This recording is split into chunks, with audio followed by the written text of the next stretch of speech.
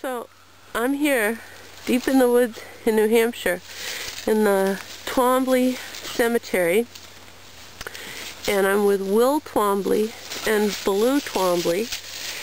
And what's happened is, we figured over 50 years I have been the only Twombly who's been back to this place to visit the other Twomblys who have passed away.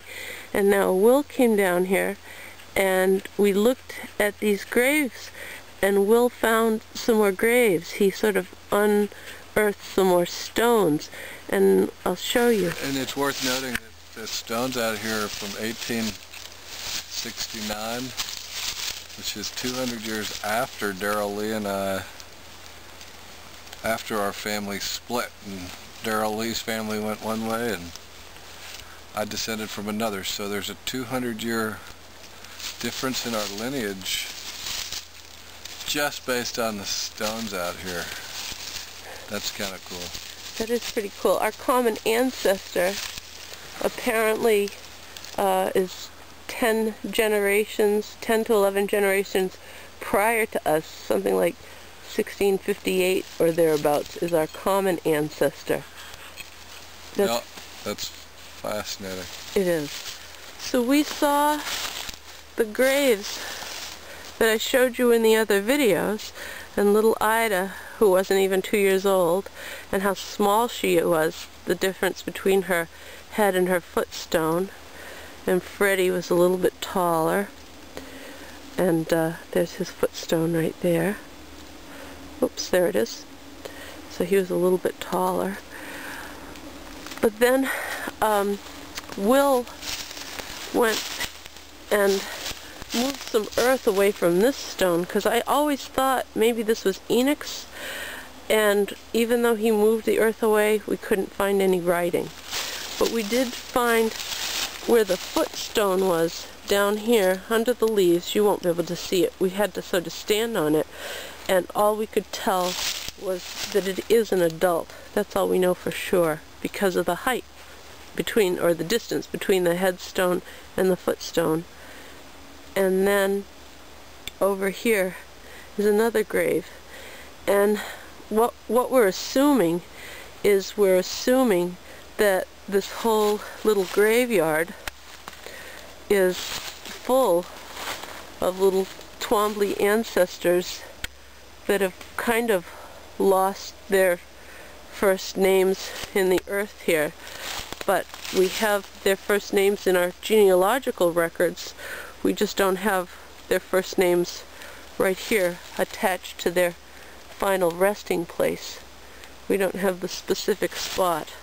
But we know that this is where John and Lizzie's children were buried, and we know that this is where Enoch and Lucinda's children are buried, and I have a feeling Enoch and Lucinda as well. So that's where we are.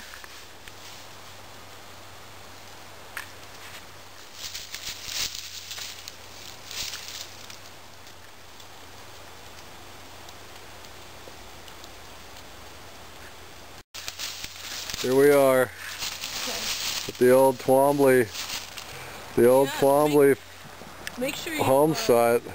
Pan back and forth here to show what you decided was the root cellar. Maybe a root cellar. Could be. This could be what held up the hearth, and that's the way that Will decided the firewood got thrown down. Yeah, there's a little bulkhead action right there. Yeah. And he's standing on the threshold of the front door. Yeah. And Will made an observation.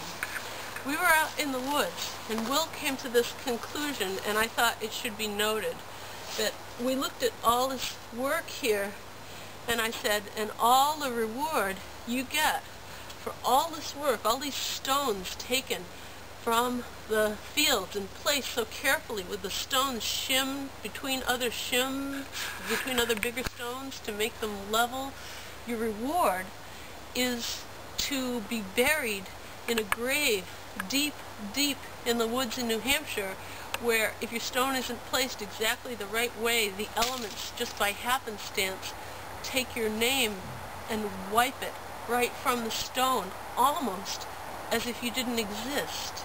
And it really is an ashes to ashes, dust to dust scenario. So I pointed out that for all the hard work of laying these stones together and putting them together so closely, so tightly, dragging them from the field and shimming them so they don't shift, your reward was being buried in a grave that's all but unmarked, deep in the woods of New Hampshire, with one relative, that would be me, visiting you once every 20 years or something. And now I brought Will, so now there have been 2 relatives in the past 50 years coming. And I said, and that is the ultimate reward for all of this hard labor. To which Will replied, no, what you get for all of this hard work of laying these stones and setting this foundation and living here and building this family, the result of this is me. The living. That's it. I'm alive. To endorse the book, Horses and People. Oh, there she goes, plugging the book.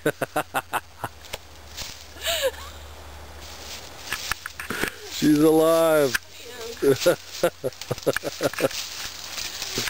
She's alive. Coming out the bulkhead, the ancient bulkhead. You're the torchbearer.